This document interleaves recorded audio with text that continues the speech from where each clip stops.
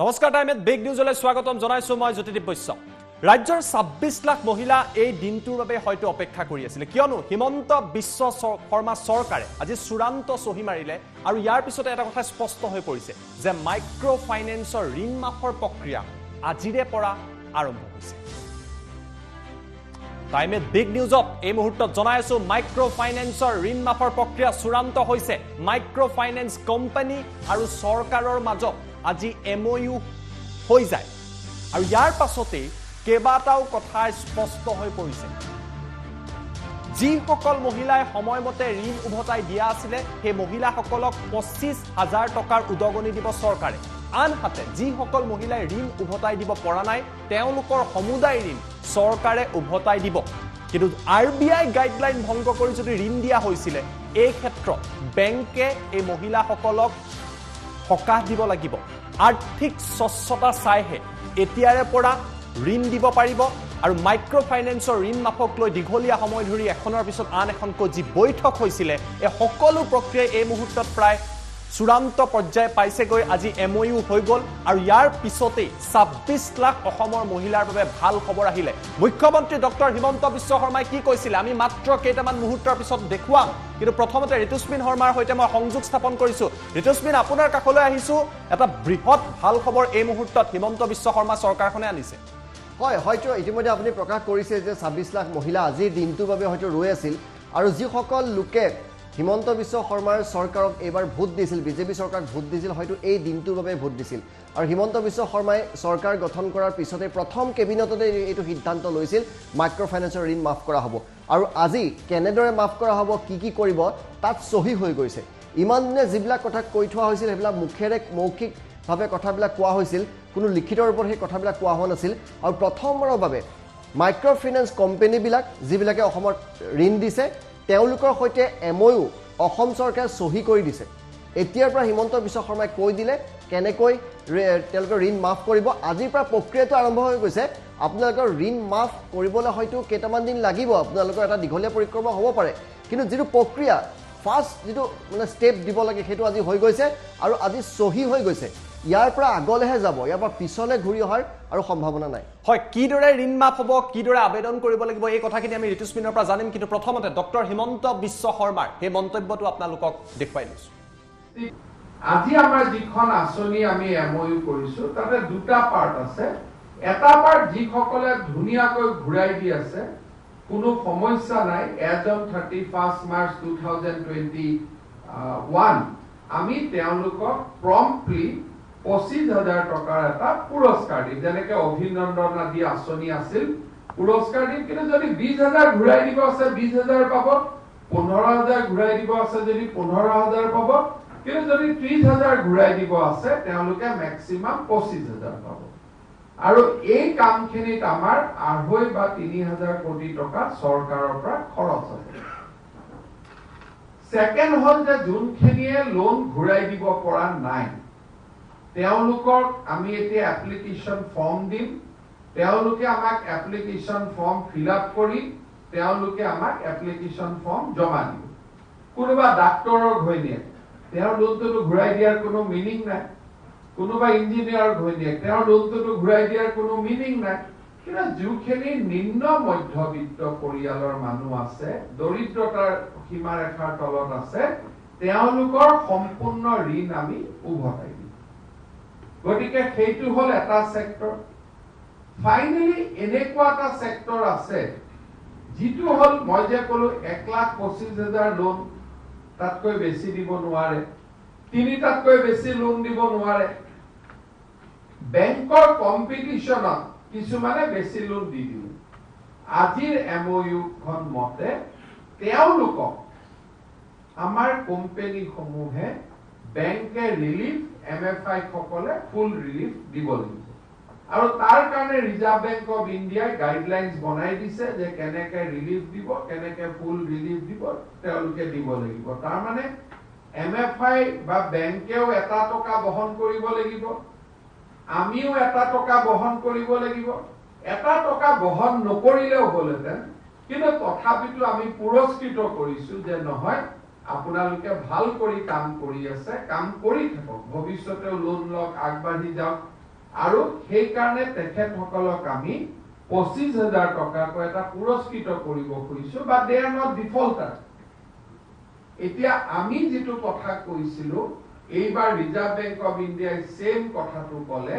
যে আৰ্থিক অৱস্থা চাইহে লোন দিব পাৰিব ইমান দিনে আমি যেটো কথা মই 3 মাহৰ পৰা কৈ আছো এতিয়া আৰবিআই নতুন ফেয়াৰ প্ৰেক্টিস কোডত সোমালে যে যোনে লোন ঘূৰাই দিব নোৱাৰে তাক বেংকে জোৰ কৰি লোন দিব নালাগে অৰ্থাৎ ফৰ ডেষ্টিটিউট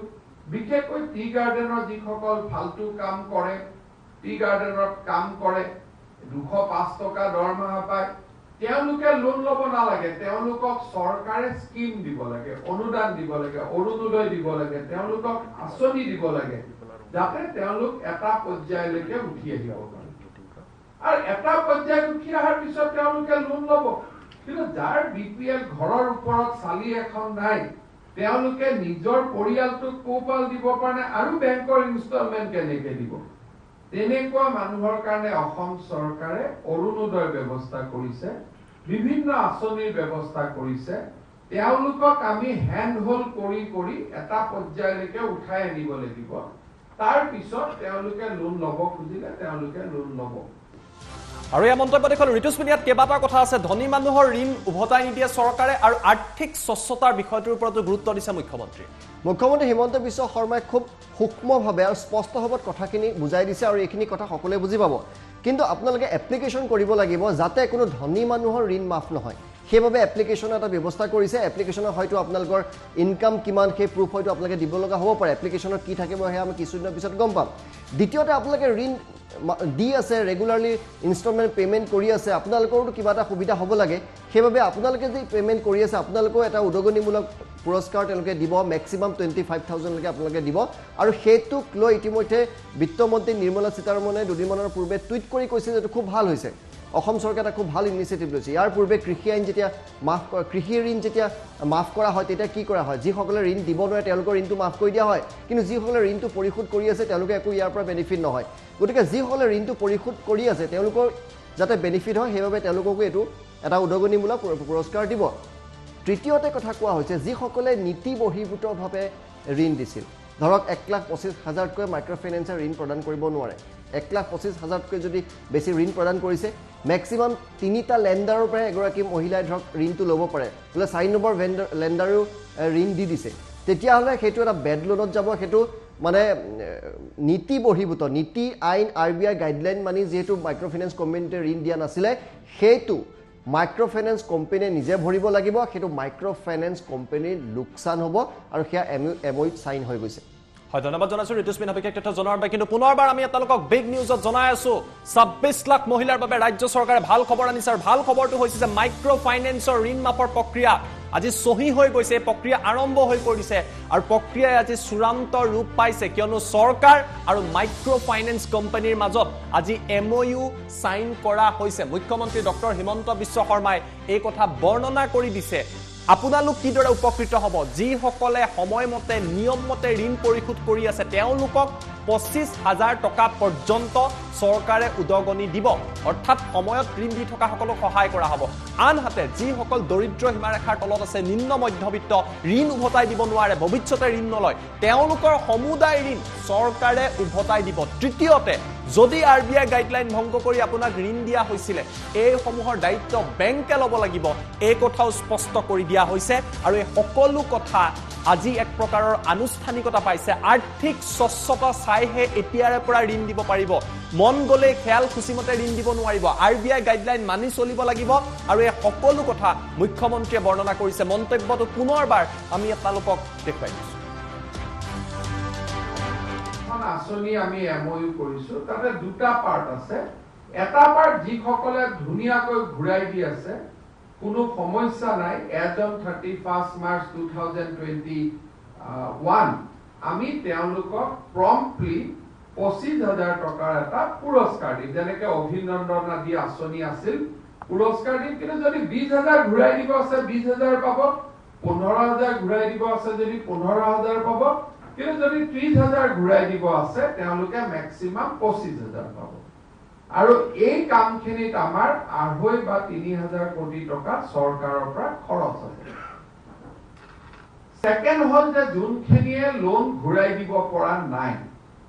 তেওঁলোকক আমি এতিয়া এপ্লিকেশন ফৰ্ম দিম, তেওঁলোকে আমাক এপ্লিকেশন ফৰ্ম ফিল আপ কৰি তেওঁলোকে আমাক এপ্লিকেশন ফৰ্ম জমা দিব। কোনোবা ডাক্তৰৰ ঘৈণীয়েক তেওঁৰ লোনটো ঘূৰাই দিয়াৰ কোনো মিনিং নাই, কোনোবা ইঞ্জিনিয়াৰৰ ঘৈণীয়েক তেওঁৰ লোনটো ঘূৰাই দিয়াৰ কোনো মিনিং নাই। কিন্তু যিখিনি নিম্ন মধ্যবিত্ত পৰিয়ালৰ মানুহ আছে, দৰিদ্ৰতাৰ সীমাৰেখাৰ তলত আছে, তেওঁলোকৰ সম্পূৰ্ণ ঋণ আমি উভতাই দিম। গতিকে সেইটো হল এটা সেক্টৰ। ফাইনেলি এনেকুৱা এটা সেক্টৰ আছে যিটো হল মই যে কলো 1,25,000 লোন, তাতকৈ বেছি দিব নোৱাৰে, 3টাতকৈ বেছি লোন দিব নোৱাৰে। বেংকৰ কম্পিটিশনত কিছুমানে বেছি লোন দি দিব। আজিৰ MOU খন মতে তেওঁলোকক আমাৰ কোম্পানী সমূহে বেংকে ৰিলিফ, MFI সকলে ফুল ৰিলিফ দিব লাগিব। আৰু তাৰ কাৰণে ৰিজাৰ্ভ বেংক অফ ইণ্ডিয়াই গাইডলাইনছ বনাই দিছে যে কেনেকে ৰিলিফ দিব, কেনেকে ফুল ৰিলিফ দিব, তেওঁলোকে দিব লাগিব। তাৰ মানে MFI বা বেংকেও 1 টকা বহন কৰিব লাগিব, আমিও 1 টকা বহন কৰিব লাগিব। 1 টকা বহন নকৰিলেও হলহেঁতেন, কিন্তু তথাপিতো আমি পুৰস্কৃত কৰিছো যে নহয় আপোনালোকে ভাল কৰি কাম কৰি আছে, কাম কৰি থাকক, ভৱিষ্যতেও লোন লওক, আগবাঢ়ি যাওক। আৰু সেই কাৰণে তেখেতসকলক আমি 25,000 টকাকৈ এটা পুৰস্কৃত কৰিব খুজিছো, বা দে আৰ নট ডিফল্টাৰ। এতিয়া আমি যেটো কথা কৈছিলো, এইবাৰ ৰিজাৰ্ভ বেংক অফ ইণ্ডিয়াই সেম কথাটো কলে যে আৰ্থিক অৱস্থা চাইহে লোন দিব পাৰিব। ইমান দিনে আমি যেটো কথা মই 3 মাহৰ পৰা কৈ আছো, এতিয়া RBI নতুন ফেয়াৰ প্ৰেক্টিস কোডত সোমালে যে যোনে লোন ঘূৰাই দিব নোৱাৰে তাক বেংকে জোৰ কৰি লোন দিব নালাগে। অৰ্থাৎ ফৰ ডেষ্টিটিউট, বিশেষকৈ টি গাৰ্ডেনৰ যিসকল ফালতু কাম কৰে, টি গাৰ্ডেনত কাম কৰে, 205 টকা দৰমহা পায়, তেওঁলোকে লোন লব নালাগে। তেওঁলোকক চৰকাৰে স্কিম দিব লাগে, অনুদান দিব লাগে, অৰুণোদয় দিব লাগে, তেওঁলোকক আঁচনি দিব লাগে, যাতে তেওঁলোক এটা পৰ্যায়লৈকে উঠি আহিব পাৰে। আৰু এটা পৰ্যায়ত উঠি অহাৰ পিছত তেওঁলোকে লোন লব। কিন্তু যাৰ BPL ঘৰৰ ওপৰত চালি এখন নাই, তেওঁলোকে নিজৰ পৰিয়ালটোক পোহপাল দিব পাৰে আৰু বেংকৰ ইনষ্টলমেন্ট কেনেকে দিব? তেনেকুৱা মানুহৰ কাৰণে অসম চৰকাৰে অৰুণোদয় ব্যৱস্থা কৰিছে, বিভিন্ন আঁচনিৰ ব্যৱস্থা কৰিছে। তেওঁলোকক আমি হ্যান্ড হোল্ড কৰি কৰি এটা পৰ্যায়লৈকে উঠাই আনিব লাগিব। তাৰ পিছত তেওঁলোকে লোন লব খুজিলে তেওঁলোকে লোন লব।